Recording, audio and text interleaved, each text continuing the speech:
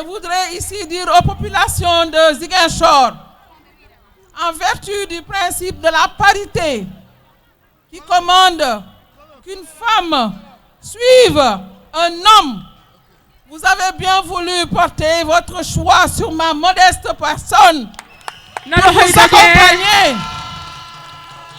Et c'est pourquoi je voudrais ici dire aux femmes de choisir très bien, de faire un choix opportun pour que la ville de Ziguinchor, le département de Ziguinchor, tombe dans l'escarcelle d'hommes de votre envergure.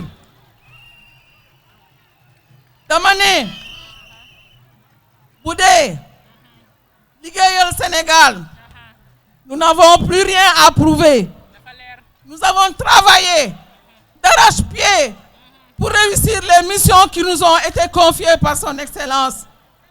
Je voudrais aujourd'hui vous dire mon engagement pour ma communauté. C'est ça que je veux. C'est ça qui motive. C'est ça qui motive ma volonté d'être sur les listes.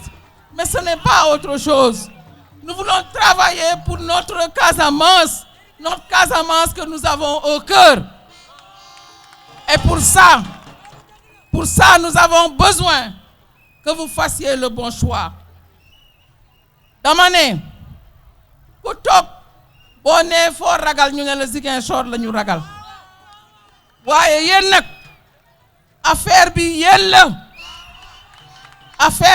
la man benn carte laa am ak samay militant Benoît benn la am ak ay soppeem Seydou benn la am ak ay soppeem ak ay gorom keneen ak jigéen yu ñaawul yii ñu nekk fii ci tribune bi ñoo manko jox ma seen kàddu bés ni ki tey loolu ay gor pire ñoo koy def ndax yaa ngeen ci terrain bi bés bu ne li ma bëgg xale yi affaire bi yëpp yéen la ndax ay xew-xew am na fi ñu ne jeunesse bi dafa mer jeunesse bi président tey bii mbir yëpp bi mu demee ba mu dëgg seen ay mbëbët dafa def ay projet pour la jeunesse mu ne xëyu ndaw yi dama ne xale yi yéen xanaa boo leen gisee président lim fi def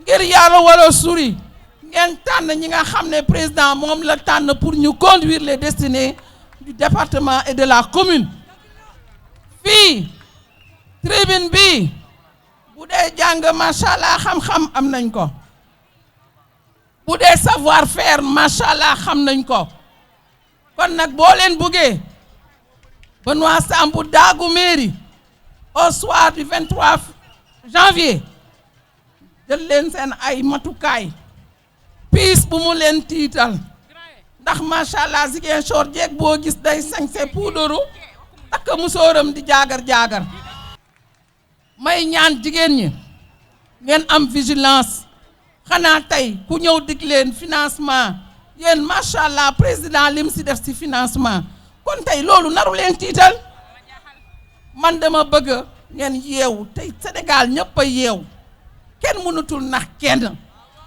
man dama bëgg li ñu wax nag ci tali yi foog ñu wax ko ndax président day xalaat ba pare ñëw ànd ak ay nitam jël engagement ñu ñëw ne mairie bi moo defal tali yi ah non parce que loolu usurpation de pouvoir la usurpation fekk ku ñëw kii wax na ko fi sànq ci place bi Benoît moo ñëw wax ak président ñu defar place bi ñu ñëw jële Bouaké jël nañu Abidjan xaw ma leen def ay mission ñëw tuddee ko Bouaké dama ne balaa ñu ko tuddee Bouaké xanaa ñu tuddee ko xaw ma place Tilène wala place Bukot waxal lépp Sucro xam nga yooyu mooy loolu rek Tilène tali bi jógee cimetière ba église bi man mii le 18 octobre 2018 le président recevoir ñu ñëw yóbbu ko ci marché bi mu inauguré marché bi defar tali bi ñu ñëw ne mairie bi moo ko defar kon nag fii kenn mënatul nax kenn. aujourd'hui fii boo xoolee nga gis ni xale yu góor yi xale yu jigéen yi ñoo gën a bëri fii quand on a les jeunes Quand on a les femmes, c'est fini. C'est la victoire. C'est le signe de la sagesse et de la victoire. Mantay leer na ma. Et c'est le lieu de saluer aussi les personnes vivant avec un handicap. waaye laago yi nekk fii ñi nga xam ne ñoom le premier acte qu'on va faire, c'est de les aider à régler définitivement la carte d'égalité des chances. Pour que ñoom handicapés yi ñoom gëm nañu parce que xam nañu dans toute la région nous sommes la seule liste qui a investi des personnes en situation de handicap. Pas dañu xam seen valeur. Dañu xam ne on peut être handicapé. On peut être handicapé diminué physiquement. Mais cela ne signifie pas que duñu xalaat amuñu lu ñuy def. Moo tax maa leen di gërëm di yaakaar ci yéen handicapé yi. Mais ce que je veux dire, la dernière fois, waxoon naa fii, quand je parlais d'intercommunalité, les gens ont dit que j'ai plagié dama sàcc idée quelqu'un. Man, je ne plagie pas parce que bu may wax intercommunalité, je le dis avec aisance parce que je l'ai vécu. Man am naa expérience intercommunalité parce que j'ai conduit des projets intercommunautaires dans le cadre de la gestion de la municipalité. Donc xam naa li may wax. Mais j'ai dit intercommunalité bala mu am sens. Et même le ministre me dit au-delà de l'intercommunalité, c'est l'interterritorialisation. Li nga xam ne tey damay ne chaque fois Ziguinchor aujourd'hui a connu un boom démographique. Machallah, on est plus de 300 000 habitants. Le foncier pose problème parce que xajatuñu Ziguinchor. On a nos collectivités territoriales qui sont d'égale dignité avec Ziguinchor. Parce que dans l'acte 3 de la décentralisation, toutes les communes sont d'égale dignité. Mais bu ñu bëggee développer le département de Ziguinchor, si on veut faire de Ziguinchor département une ville nouvelle, il faut que nous passions forcément par l'intercommunalité. Et dans cette intercommunalité, nous allons mettre en place un cadre de concertation, un cadre d'harmonisation, mais un cadre propre à Ziguinchor qui va regrouper les 6 maires, les 6 collectivités territoriales, plus le département de Ziguinchor, pour que les politiques d'investissement soient bien orientées, pour que le département de Ziguinchor soit développé de manière harmonieuse. Ziguinchor bu développé, Niaguis développé wul, et Namport développé wul, on crée un déséquilibre de développement. Et s'il y a un déséquilibre de développement, on ne pourra pas retenir les populations de Namport, on ne pourra pas retenir les populations de Niaguis, on ne pourra pas retenir les populations de Niassia, de Boutoupa Kamaraga. Toutes ces populations vont converger à Ziguinchor et Ziguinchor ne pourra plus régler la situation. Moo tax, quand j'ai l'honneur d'avoir dans l'équipe départementale des dames, c'est des références au Sénégal comme Innocence Tab Ndiaye. Des dames comme l'honorable député Rama Diatta. Des hommes comme DG Barry, comme DG Ansou. Si j'ai la chance d'avoir à mes côtés Abdou Diallo,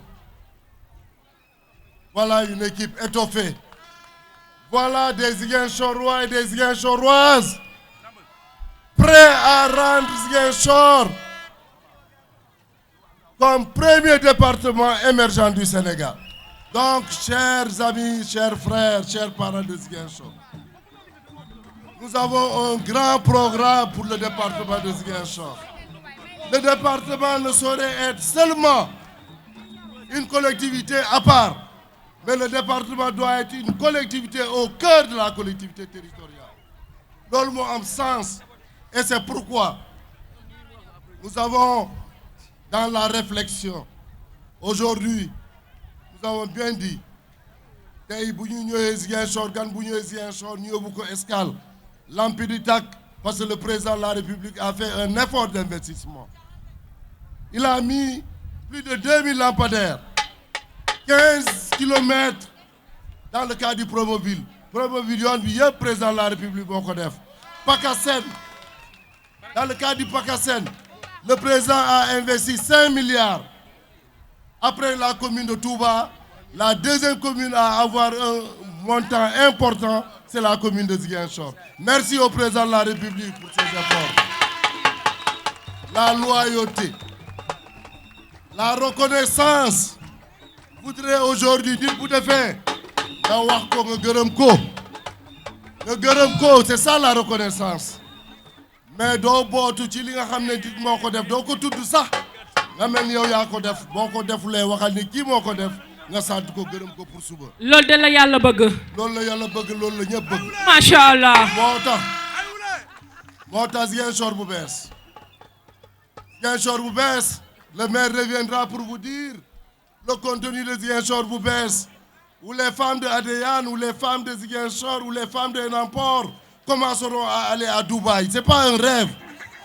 Dem Dubaï man ngeen ko parce que yéen da ngeen di yóbbu ay marchandises ba Dakar ngeen di yem ngeen dellu si mën nañ leen renforcer ngeen dem Turquie ngeen dem Dubaï yoon bi nii yëpp ngeen defar ko. tàccu leen loolu. donc yéen jigéen ñi vous les femmes vous les femmes